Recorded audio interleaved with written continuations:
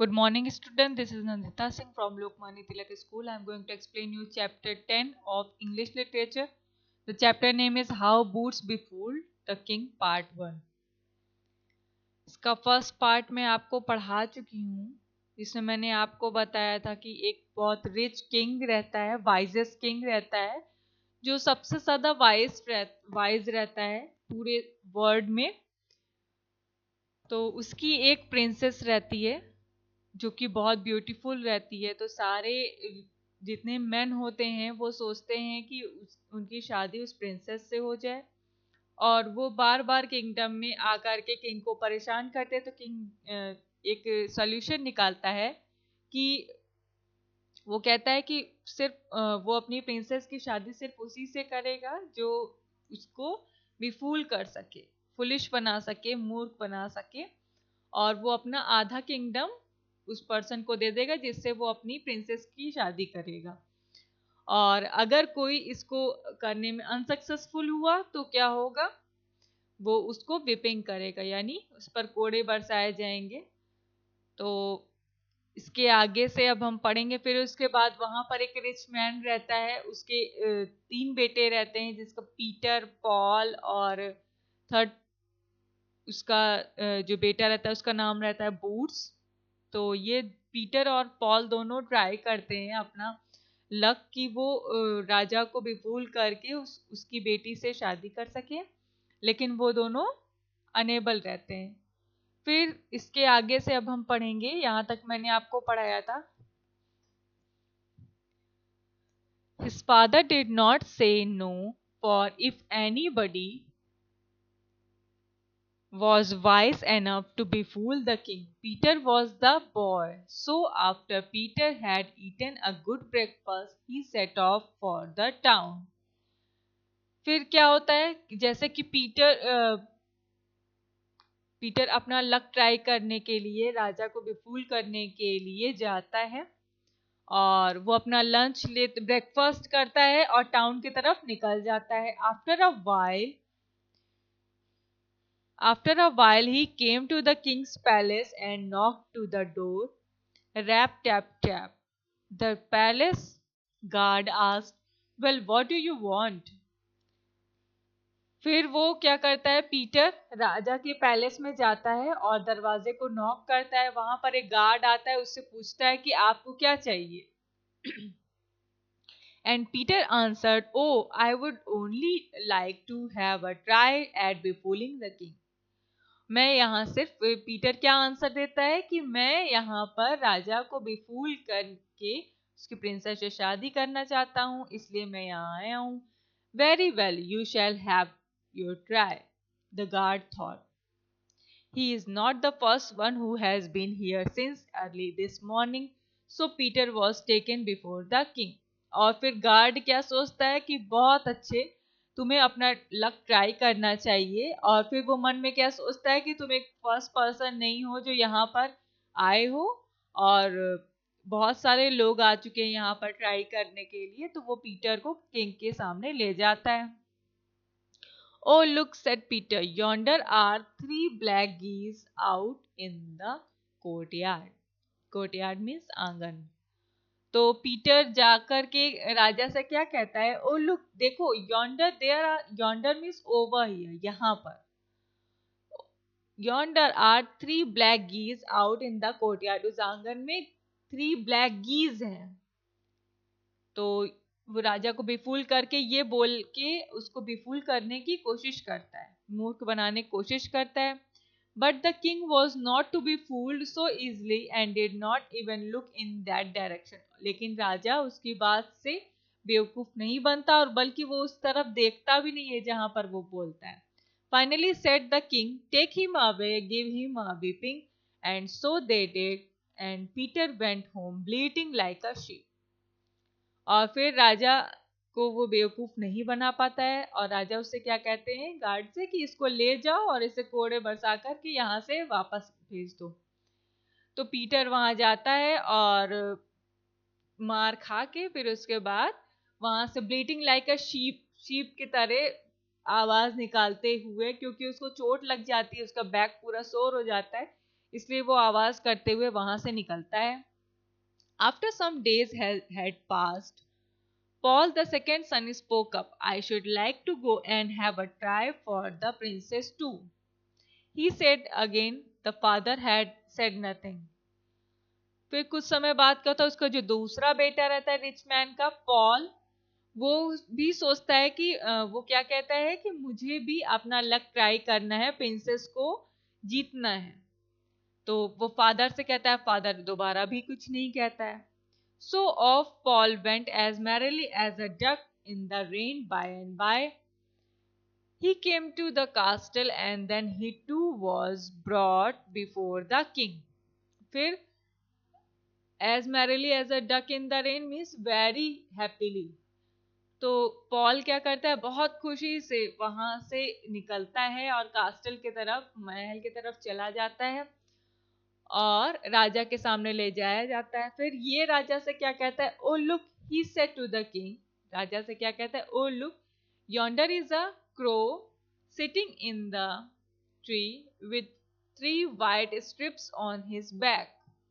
और क्या कहता है, देखो राजा, यहाँ पर एक क्रो बैठा है ट्री के ऊपर, जिसके बैक पर 3 वाइट स्ट्रिप है. क्रो के ऊपर कोई वाइट स्ट्रिप तो होती नहीं, क्रो तो पूरा ब्लैक होता है. But the king was not silly as to be fooled in that way.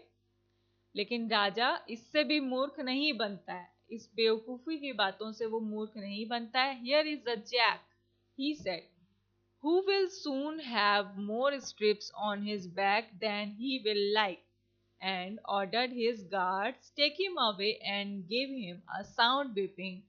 So the king's orders were carried out and Paul went home bawling like a calf. फिर क्या होता है, here is the jack. A jack यहाँ पर indicate कर रहा है as a Dunki. तो राजा क्या कहता है, यहाँ पर एक डोंकी है, गधा है. Who will soon have more strips, और जैसे कि उसने उसको बेवकूफ बनाने की कोशिश की थी राजा को, ये बोल करके कि क्रो के बैक में स्ट्रिप है वाइट, तो वो उसकी कंपैरिजन करके बोलता है कि इसके पीठ पर, मींस पॉल के पीठ पर इतनी सारी स्ट्रिप हो जाएगी जितना उसको पसंद भी नहीं होगा, जो बर्दाश्त भी नहीं कर पाएगा. और गार्ड को किंग ऑर्डर देता है कि इसको यहाँ से ले जाओ, इसको अच्छी व्हिपिंग करो. So the Kings order were carried out. इसलिए राजा की आज्ञा मानी जाती है और पॉल को बहुत सारे कोड़े पड़ते हैं और वो काफ की तरह, मीन्स बॉलिंग लाइक अ काफ मीन्स क्राइंग फुलिशली, बहुत तेजी से रोते हुए वो वहां से निकलता है. Some days passed and then to everyone's surprise one day Boots, who was supposed to be stupid, spoke up. I should like to go and have a try for the pretty princess too, he said. His father and brothers started and laughed at him.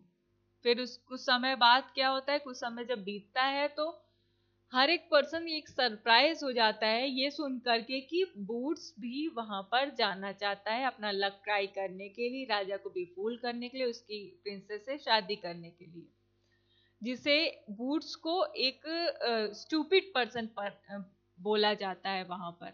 I should like to go and have a try for the pretty princess too. और Boots क्या कहता है कि मैं भी वहां पर जाना, मुझे भी वहां पर जाना चाहिए, प्रिंसेस को जीतना चाहिए, अपना लक ट्राई करना चाहिए. He said his father and brother. Father और ब्रदर से जब बोलता है वो, तो वहां पर वो सारे उसकी फैमिली मेंबर्स हंसने लगते हैं उस पर, क्योंकि वो उसको स्टूपिड समझते हैं. What said his father?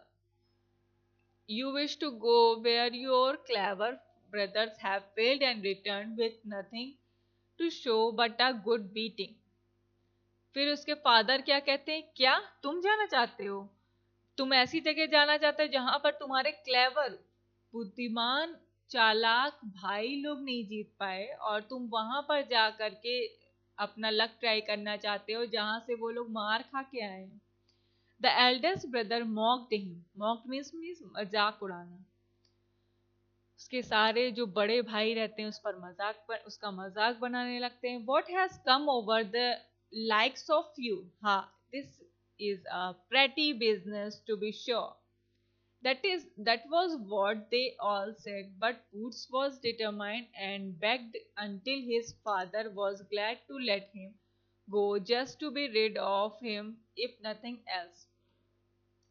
Means उसके भाई लोग बहुत मजाक उड़ाने लगते हैं। क्या बोलते हैं? What has come over the likes of you, तुम्हें और क्या क्या क्या चीजें पसंद है, क्योंकि उसको ऑलरेडी कुछ भी पसंद नहीं था, किसी भी चीजों में इंटरेस्ट नहीं था, वो बस आग के पास बैठा रहता था, अपने हाथ को गर्म करता रहता था, कोई भी काम नहीं करता था। तो this is a pretty business to be sure. और उसका मजाक उड़ाते हुए उसके भाई क्या कहते हैं? ये कि बहुत अच्छा काम है तुम्हारे लिए, तुम्हें जरूर जाना चाहिए। जब उसका मजाक उड़ाते रहते हैं, फिर भी बूट्स ये डिटरमाइन कर लेता है, निश्चय कर लेता है, डिसाइड कर लेता है और कि उसको जाना है, और वो अपने फादर से रिक्वेस्ट करने लगता है। फिर उसके फादर उसको इजाजत दे देते हैं। Then Boots ask, may I have the old tattered hat that hangs at the back of the chimney. Boots कहता है, पूछता है कि क्या मुझे वो old tattered hat, old means पुरानी, टैटर्ड मीन्स फटी हुई, टॉर्न, और हैट तो आप जानते हैं, तो वो क्या कहता है, क्या मुझे वो पुरानी फटी हुई हैट जो चिमनी के पीछे टंगी है मुझे मिल सकती है? Oh yes, you may have that if you want it, for nobody with good wits is likely to wear such a thing, said his father। फिर उसके फादर क्या कहते हैं? हाँ जरूर तुम्हें मिल जाएगी, लेकिन कोई भी बुद्धिमान व्यक्ति उसको लेकर के यूज करना नहीं चाहेगा। So Boots took the hat. So Boots took the hat, and after he had brushed the ashes from his shoes, set off the town. Whistling as he went, the first person he met on the way was an old woman with a great load of earthenware, pots and crocks on her shoulders. फिर boots राजमहल पर जाने के लिए, kingdom में जाने के लिए तैयार होने लगता है, अपने शूज को ब्रश करता है और टाउन की तरफ निकल जाता है, विस्लिंग करते हुए, मीन्स सीटी बजाते हुए, आराम से एंजॉयबल मोमेंट में अपने निकल जाता है। फिर फर्स्ट पर्सन उसे जो रास्ते में मिलता है वो ये रहती है ओल्ड वुमेन, जो कि अर्दन वेयर पॉट्स और क्रॉक्स अपने शोल्डर पर ली रहती है। मीन्स अर्दनवेयर पॉट्स यानी कि मिट्टी के जो बर्तन, प्लेट्स, ये सारी चीजें, कप्स वगैरह, वो सारे वो बंडल बनाकर अपने शोल्डर पर रख करके जाती रहती है। तो वो बूट्स उससे क्या कहता है? Good day mother, good day mother करके उसको निकल जाता है। तो स्टूडेंट, गुड मॉर्निंग बेटा, you are very late in today's class. I am going to close this class, the class is about to end. So इसके आगे से मैं कल आपको कंटिन्यू करूंगी, नेक्स्ट क्लास पे आपको मिलूंगी। Till then good bye, take care. Good